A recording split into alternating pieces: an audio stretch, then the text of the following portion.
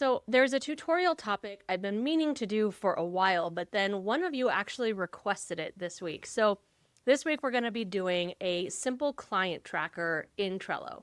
But before we dive into this, make sure you like this video, subscribe to the channel if you haven't already, and ring that notification bell so that you never miss a tutorial or upload. Okay, so first things first, I just want to be clear that while this is going to be geared towards building this out in Trello, this can really be done in any software of your choosing. You could do this in Notion, you could do it in ClickUp, you could do it in Asana. All of this could be created in other tools, but we will be focusing on some things that are specific to Trello. You may find something similar in those other tools, but it might be kind of specific to Trello.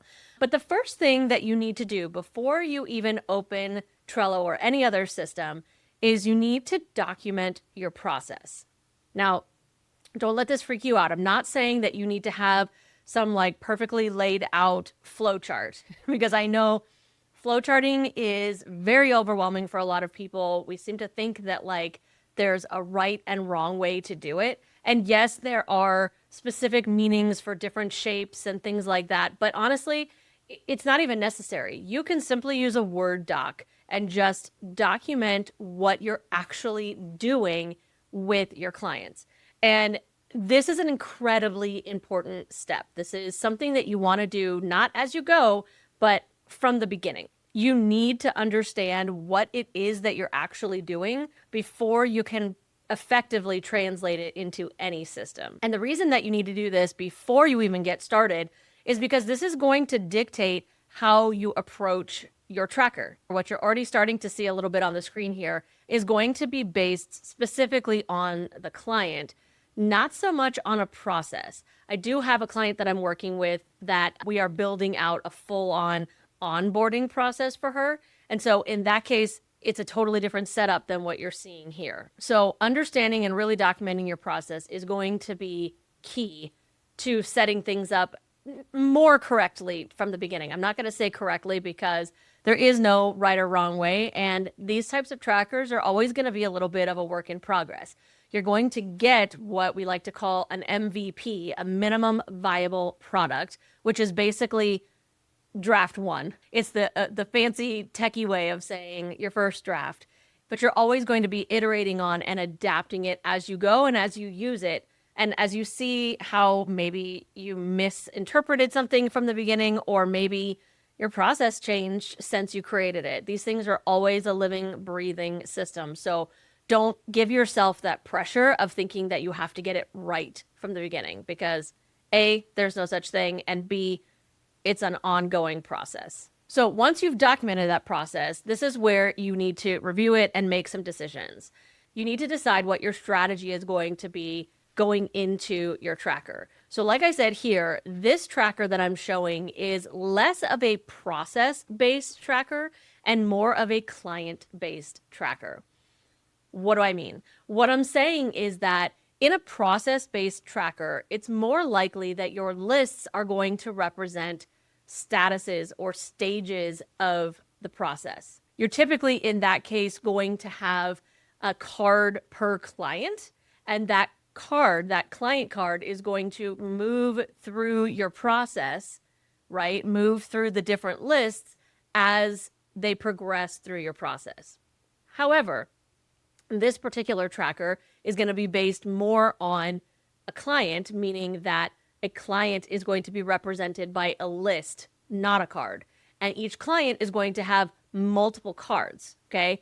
In this situation, this is a variation on how I am tracking my Trello clients, my consulting clients. So the reason I chose to do this for my consulting clients, and this is something, like I said, I iterated on what I initially thought I was going to want this tracker to be. Initially, it didn't start out quite this way. I hadn't really thought about the fact that my clients are going to be recurring clients. They're not one-off customers. And so because of that, I felt like I wanted to approach it in a slightly different way. I wanted to be able to go and look at a list and see the history of that client all in one list, as opposed to creating a new card for them to progress through a process every time they came through. And honestly, it makes more sense for me in that way because the statuses of my consulting are not really something that I need to track. For me, it would be something like audit and then session scheduled and then session completed. Like, what is the point of that, right? Paid and all of that. So I am still tracking things like that, just not in a list way. And I'll show you that in a minute. So that's one of the questions you want to ask yourself. Are they going to be recurring clients? Are these client relationships that you're managing? Or is this more of like a one-off customer and you just need to track their purchase through your system? What I'm showing here being the first one is going to look a little bit different than if you're doing more of a process. But there's a lot of similarities in how you would be setting things up. So I would recommend you keep watching this video to see what you might glean from it. And then if you need to see or would like to see a version of this that is more of that process based, let me know in the comments and I'd be happy to throw something like that together. Also, and I didn't mention this earlier, but if you're not really sure what it would look like to document your process, like I said, it doesn't have to be a fancy flow chart, but it certainly can if you want to.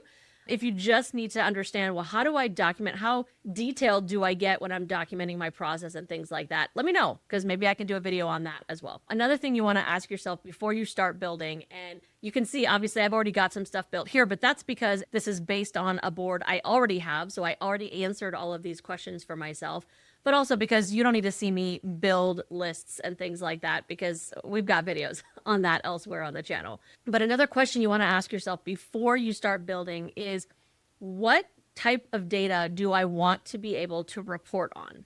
And even if it's just you, if you're a solo business owner, don't think that that means that you don't need to report. You still need to report to someone. You're just reporting to yourself. And in some cases, you might also be reporting to the IRS or whatever your tax entity is in your country.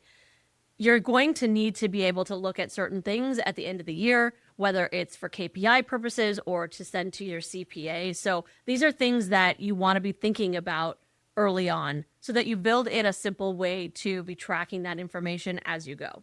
And now this last question is maybe a little bit more specific to Trello, but it could apply to some other systems as well. You need to determine what type of automation, if any, do you feel that you need out of this board?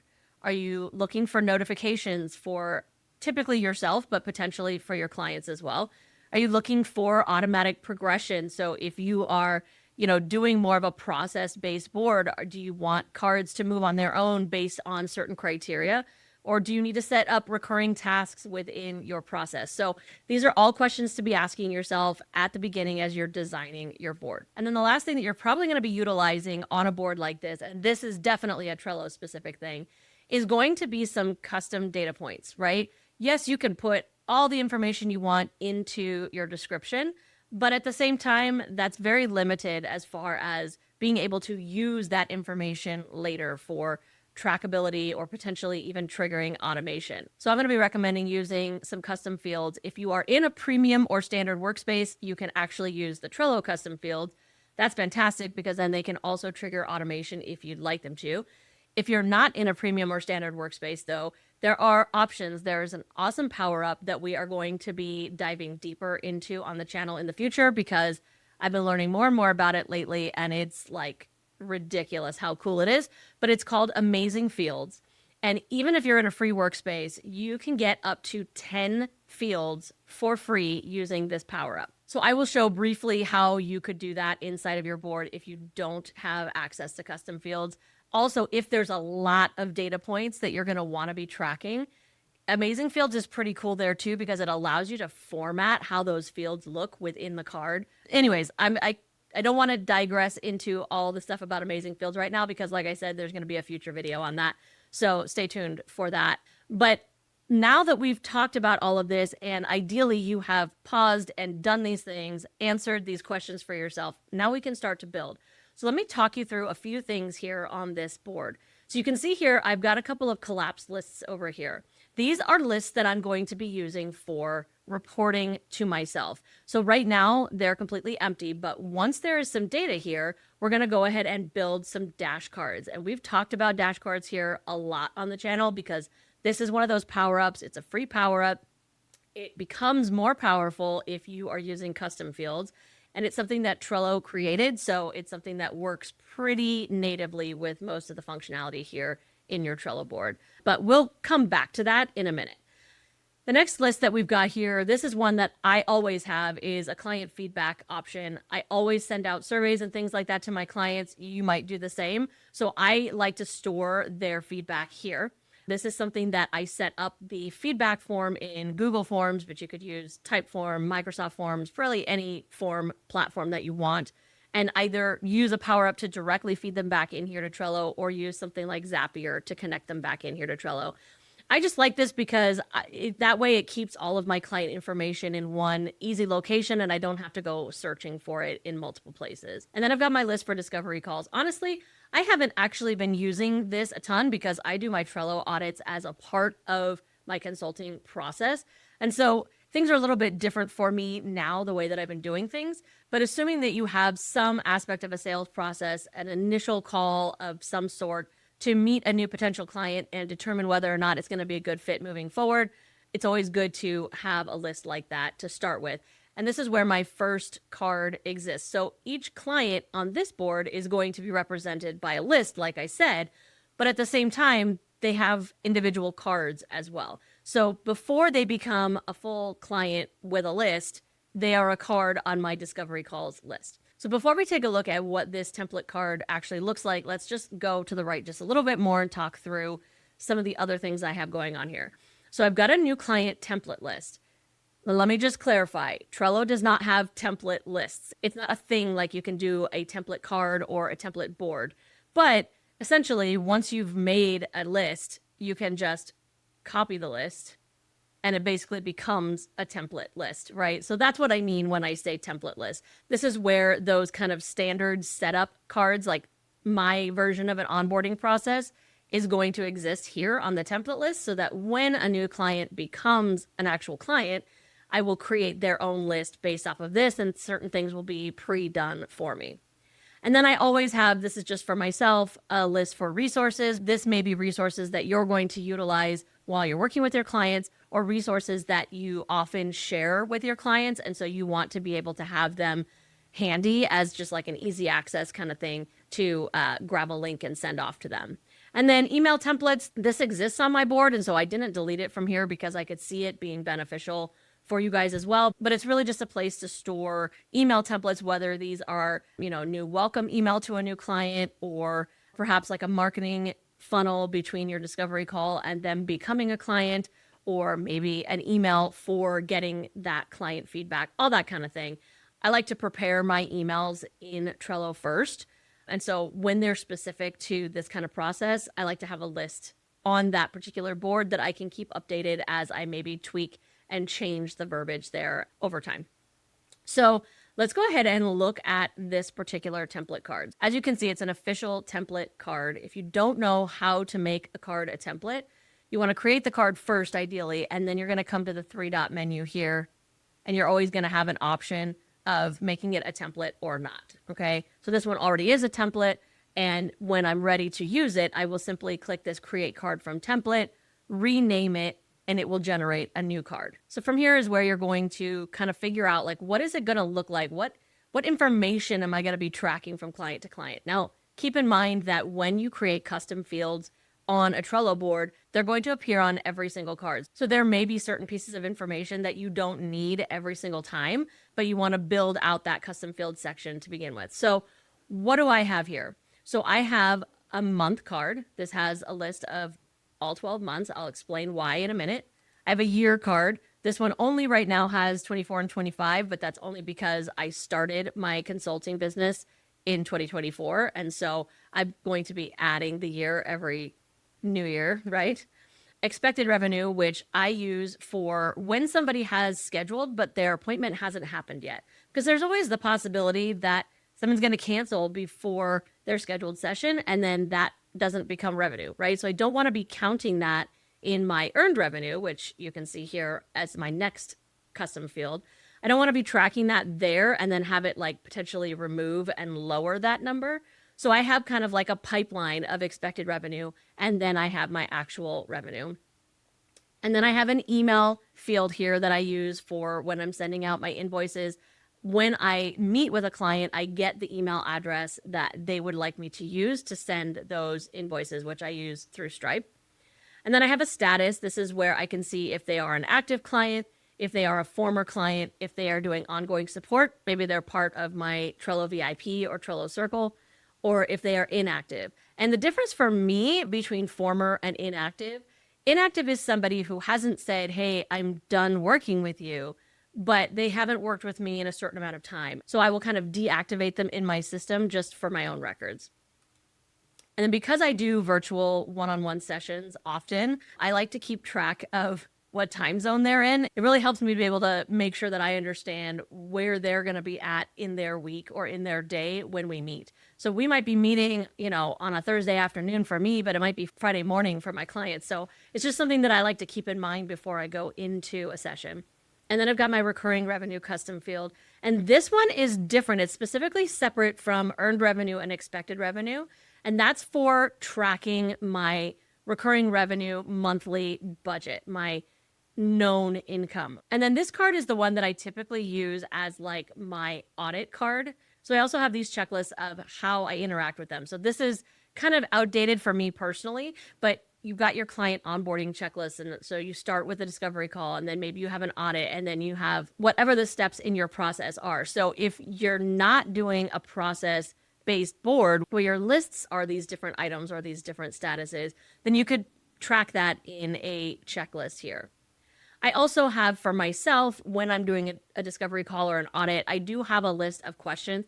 Honestly, I don't typically sit and just like rattle off these questions. I typically get these answers as we talk about their process and what they're looking for. But sometimes a new client comes to me and they really don't have anything yet. They're very, very early on in even thinking about using Trello, or maybe their business is even brand new. And so this is just there for me as a guide to make sure that I get to the information that I need if it doesn't occur naturally in our conversation. Okay, so there's a lot of stuff there, but I don't always use it, but it's there for me on every client card. So let me show you how some of this reporting stuff works. So let's say we've got a new client. Oh, you know what? Before we even do that, let's also look at labels, because labels is another way that we track certain things. That's another thing that I use to help me kind of filtering some of my reports and things like that. So let's go ahead and look at those labels. So I've got invoice paid, quote sent. So if I'm doing a quoted project with a particular consulting client, then we have to go through a determination of what is the scope of work for that project and things like that. So I will send them the scope and get approval on that. I will send them a quote and get approval on that. They will either reject it or approve it, right? I send invoices after one-off sessions. I could potentially be in a discovery call, or maybe this is a Trello VIP, or this is their audit card, or they're doing one-off sessions.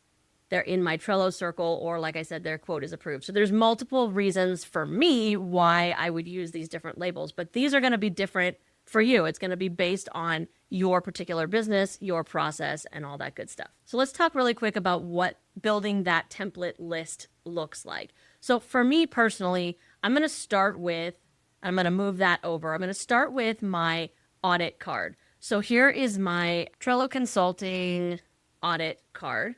It's got all the custom fields and all of that. It's got all the client onboarding and all of those questions that we talked about. So that's number one. The next thing we might do, and this can be an actual template card, or it doesn't have to be. It's really up to you. But I typically have a client information card. Let's actually be more specific there.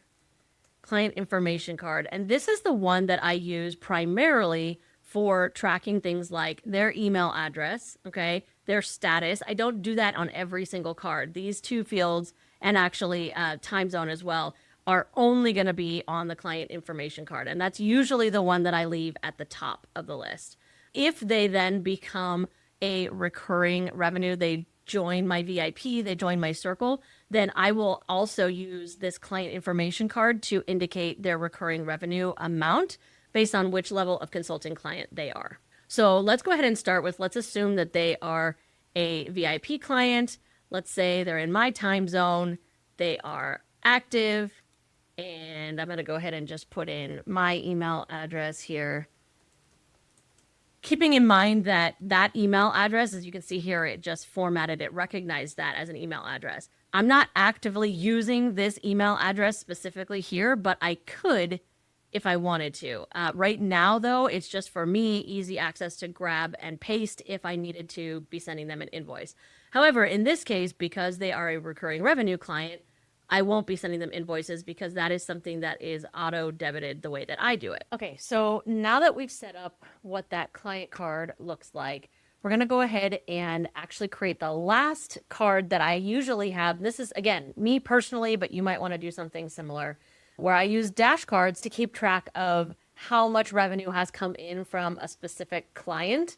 I do track all of that stuff in more of like an aggregated version for across all my clients, but I like to be able to see, when I have a particular client that has come back and spent a fair amount of money with me, because sometimes I might offer them something a little bit different because they're such a loyal client, things like that. So, and you can track all kinds of things with these Dashcards, but this is just giving you one idea. So I'm going to go ahead. Well, actually, let's set up the Dashcard itself. If you've never used Dashcard, I have a whole bunch of content. I have at least 2 videos, I think, on this in particular. So I'm not going to go super deep. I might go a little fast as I set this up.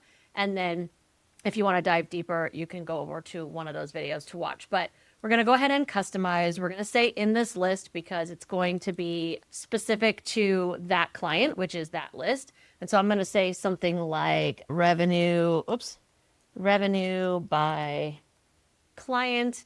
Then you can always change the background. For now, let's just go ahead and do green because green means money. We'll say the card on this board, on this list, because we're going to be moving it over to this list. Keep in mind, with Dashcards, they always default themselves to the first list, so you can drag them around. We're not going to be able to set up this entire card until we start having some actual information. So let's go ahead and just, for right now, we're going to start tracking. And like I said, it's going to automatically pop itself into this first list. So I'm going to go ahead and drag it over here into my template list. Let's collapse that again. And then just so we can finalize the setup of this, let's create just like a sample client session card. So we'll do just like a one-off session. I'm going to come in here. I'm going to put in an amount for a client session, and then don't worry about anything else just yet. Although one thing I am going to say is we're going to add the label of invoice paid. And this is going to be important in a minute when we set up that Dashcard. So assuming that the invoice has been paid, this is the amount of revenue we would have gotten from that particular interaction. So then we'll come in here to our client card. We're going to scroll down here to where we see the Dashcard information, and we're going to explore and edit. And you might have noticed a minute ago that there was no metrics options here, and that's because there was no data yet for it to look at. That's why we had to create this sample card in order to set this Dashcard up. So we're going to edit the filters, and we're going to add the filter of the label includes invoice paid. Because again, this is not revenue we're expecting. This is revenue we've already gotten. So we're going to do that. We're going to hit save. And then we're going to look at the metrics. And we're going to go ahead and choose this. We're going to let it sum it because we're not trying to do any of these other functions. We want to add up the dollars of earned revenue. Okay. And now you can see we've got our earned revenue. If we were to copy this card, keep the labels, custom fields, everything, you're going to see that number go up because now it's adding the 129 from both. See? There we go. Okay, so, but this is our template, so we don't actually have any of these sessions yet. So we're going to go ahead and archive these 2. That number is going to go down to 0. And this is going to be what my template list looks like. Again, this is my template list. You might need or want to track something different. You might want to track number of appointments that somebody has had with you, or, there's a lot of different things that you could be using Dashcards to track. And it's important to remember that tracking dollars like I just did does require that you're in a premium account and you're using custom fields. That amazing fields power up I told you about will not roll up into this unless you have it tied into custom fields. And again, we're going to go deeper into amazing fields in another video because they're truly amazing. Okay, But so here is basically our template list, our version of a template list.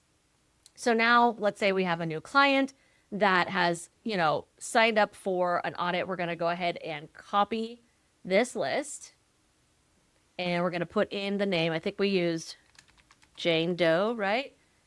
And then I could put, like, if Jane Doe works for a specific company, I could put that too. Or here, let's just do Acme Inc. because that's one of those like placeholder company names, just like Jane Doe. So now we've got our specific client. I would maybe come in here, change the color of the list so that it looks different from my template, and we're good to go. And then that way, when I do have them scheduled for their audit, I come in here, I put a due date on this, and let's say it's tomorrow. I could put a reminder if I want it, hit save, and then I could put in the expected revenue into that expected revenue field, which we'll see in a minute why that's important. Okay, so let me just real quick, I'm just going to create like one or two of these revenue dashcards. I could go into a lot more detail on this, but once you see how the dashcards are set up, you can customize this yourself based on what you need to be tracking. But just so you can see and understand why I use this month and year custom fields, I will show you that real quick. So we're going to go ahead and we're going to set up a dashcard for expected revenue. So I'm going to hit customize. I'm going to say expected revenue. I can spell, I'm sideways, so it's kind of hard to do. Okay, expected revenue. And so we're going to look for a few things. We're going to look at more filters because this is going to be, let's say this is for August. Okay. So I'm going to look at these filters. I'm going to say the month is 1 of August. And because I want this specifically to be for 2025, I'm going to say year is 1 of, and this is why I created that field as well. Okay. So let's go ahead and start tracking. And as always, this appeared on the first list. But now we can go ahead and open this up because I do have information in that expected revenue field on one of the cards to the right, okay? And I'm not sure, I feel like I forgot to take off the list filter. We want to do that because we want this to look at the entire board. I'm going to take that off, and now we can see that we do have an option for metrics here. It automatically defaulted to that expected revenue, so I'm going to choose that. And this is going to add up the expected revenue across the entire board. So anything that I have scheduled in advance that hasn't happened yet, so it's not actual revenue, it's not recognized revenue, but I am expecting it, and so I'm going to be able to see that. That way I can see what's coming in my budget. And then we can do the same type of card, but for just like we did on our client base, but instead of specifying it to the list, we will take off that list filter and let it be for the entire board. That shows us for, if you filter it by the month and year, how much our income, our revenue is so far this month. We could do one for the entire year, and etc. Right? So this gives you some ideas of how you could be tracking stuff. There's so many ideas. So if you need some thoughts, or if you want to run some ideas by me, drop them in the comments. I'll let you know if there's a quick, easy way that you could set up a dashcard to track that and all that good stuff. And then the last thing I'm going to do just real quick, because this video is already getting long, and I haven't done a long one like this in a while, but for a build like this, I feel like it needed to be long. So I'm sorry if it's long. For custom fields, if you've never used custom fields, I do have other videos on this, so I will link them. But for custom fields, you can come in here. There will always be some suggested fields, but you can add a new field. You call it whatever you want to call it.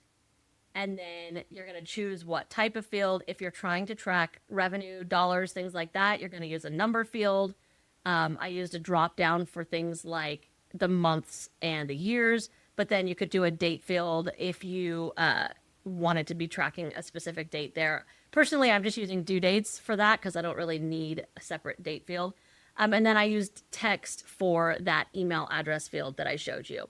So that's just super quick, high level, how you create custom fields.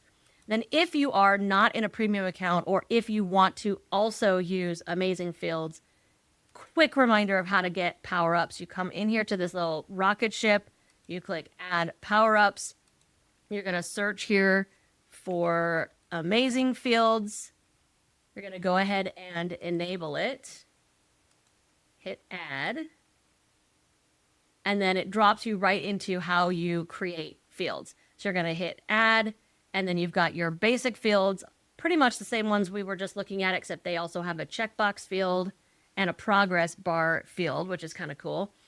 They have some advanced fields, which are more used for helping you format how your card looks. But keep in mind, in a free account of this, you only get 10, and that includes these advanced fields. And then they have some samples of setup fields for specific purposes that you might find ones that are similar to what you're looking for.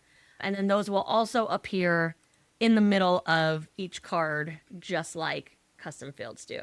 Okay, I'm going to dive deeper into that, I don't know, in the coming weeks. So keep your eyes peeled on that if you're going to be using Amazing Fields. If you have any questions about them already, drop them in the comments. I'll make sure to include them in my video about Amazing Fields.